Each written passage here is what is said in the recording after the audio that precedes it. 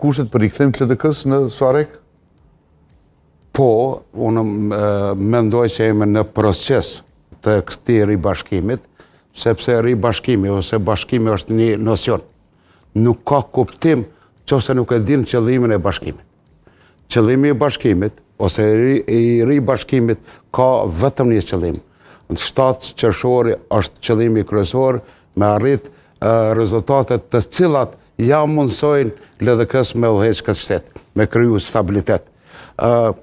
LDK është një parti që vërtet në backgroundin e saj është njoftën që ka kriju me ditë me bo stabilitet. Ta kem parasysh, jo vetëm ato para luftës, mas luftës Ibrahim Rugovën, në proceset e krijimit të institucioneve tona, ka ditë me i bo kompromiset e duhura, shpesh herë në dom të partisë, për të kriju stabilitet shtetënor, për të kriju organet ma vitale të shtetit. Pra kjo është background i LDK-s.